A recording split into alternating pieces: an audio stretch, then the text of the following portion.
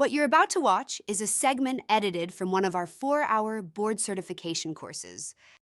Each segment focuses on an area of governance that board members frequently ask us to explain in more detail. We produce these clips to provide information on demand, giving you the option to revisit key topics whenever you need clarity, reinforcement, or a quick refresher. The video is a discussion for Condominium Association board members that covers the Florida statutes governing the milestone inspections and structural integrity reserve study requirements. This is a copyrighted video by Ardor. All right, so we'll move into the last so I can get you out of here on time, and then I'm more than happy to stick around a little bit if anybody has any final questions. So our last subheading is the Milestone Inspection Structural Integrity Reserve Study. Good news if you have 2 or fewer floors in your condo, you don't have to listen to anything as we spend the next few minutes. The related to Champlain Towers, the Surfside disaster, the Florida legislature came up with a couple of bills that required some actions to avoid having that type of situation happen again. There were 2 things going on there. The structure wasn't sound, and there wasn't enough money to pay for it. You know, the owners had deferred the reserves for a long time, and so it was a culmination of problems. So this applies to any association, condominium association, and the state of Florida that has 3 or more stories. There was always a question if the first floor was a garage, and then there were 2 stories above it, or 3, it was at a 3-story, and that had never been clarified. So the HB 913 clarified it to be 3 habitable is the explanation story. So if you have 3-story garage and you have 2 stories that are habitable on top of it, you are not a 3-story building as it is defined here. So that's good news that they clarified that. So they created 2 things, a milestone inspection and a structural integrity reserve study. And the easy way to think about this, the milestone inspection is about today, and the structural integrity reserve study is about tomorrow. So they required both of those things for buildings 3 stories and greater, and they felt that that would address the issues. So milestone inspection, it's an inspection of the community for structural integrity, structural soundness, and it's performed in 2 stages. And if you go through the first stage of the inspection and it's determined that there's no evidence of anything, you don't have to go through the second stage. The timing on this was that if your buildings reach 30 years of age before December 31, 2024, you had to complete the initial milestone inspection by December 31, 2024. If you reach 30 years of age on or after December 31, 2024, the milestone must be completed December 31 of the year the community reaches 30 years old. That phase 1 is a visual inspection, has to be done by a licensed engineer or architect.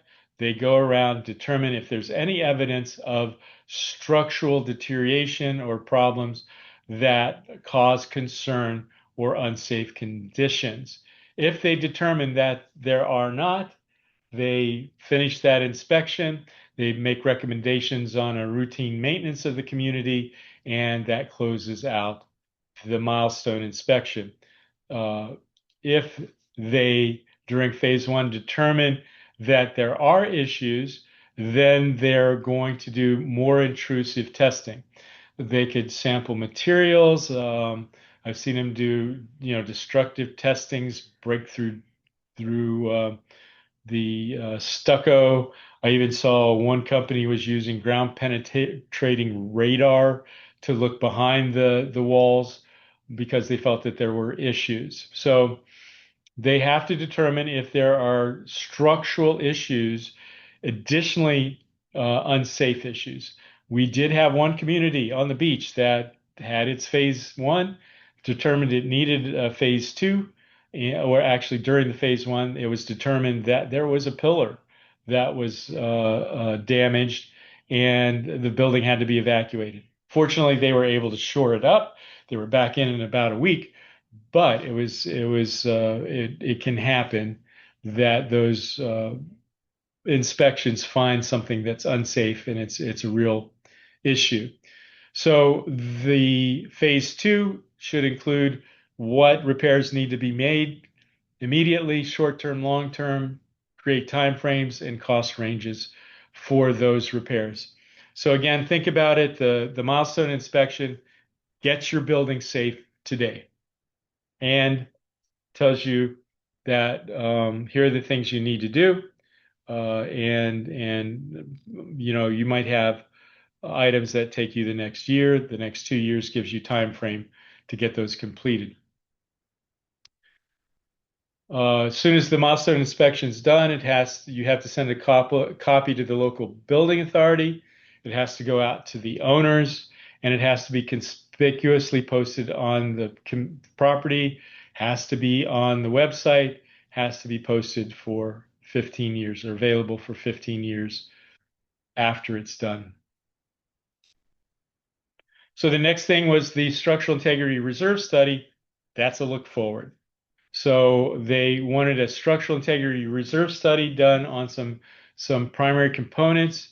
If your building completion date it went into service on or before July 1, 2020, it had to be done by December 31, 2024. And then in July 2025, they said, okay, we'll give you to December 31, 2025. That's the HB 913 extended the deadline. If your building was put in service after July 1, 2022, it has to be done within 10 years of the certificate of occupancy. And if the milestone inspection corresponds to the SIRS timeline, they can be done simultaneously to save some money. So the things that the structural integrity reserve study looks at are roofs, load-bearing walls, floors, foundations, fireproofing, plumbing, electrical, waterproofing and exterior, windows, and any component over 10,000 with a structural impact.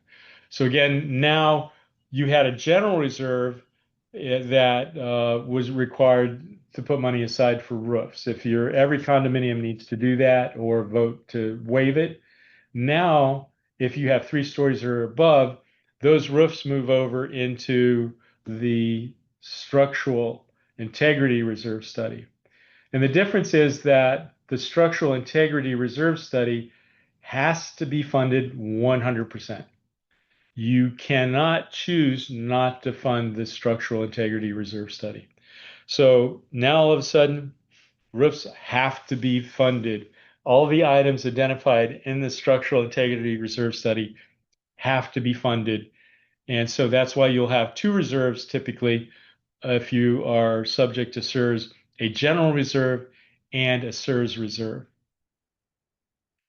Basically, that SIRS reserve is done on a pooled basis. Whoever does the study should give you the annual contribution.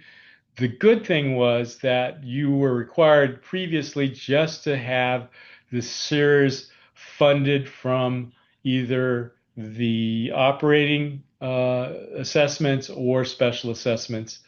The HB 913 added that the SIRS can be funded with a line of credit, a loan, or a special assessment with the approval of a majority of the voting interests of the association. Again, getting back to all the owners, a majority of all the owners.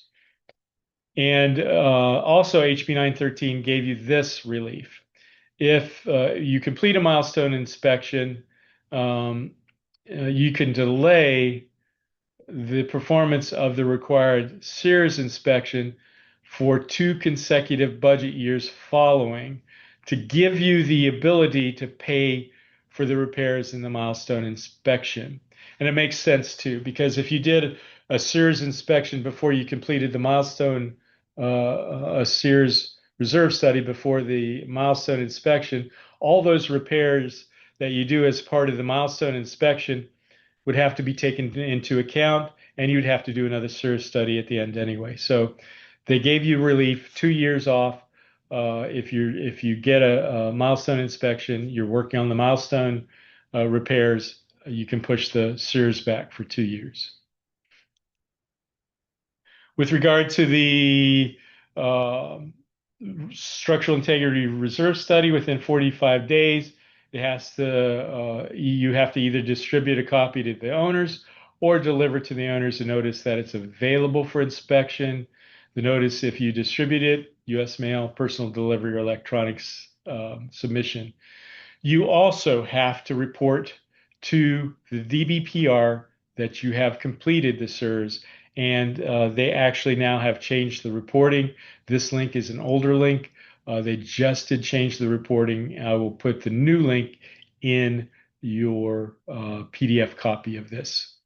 It has to be kept for 15 years. Okay, that completes the SIRS and milestone discussion.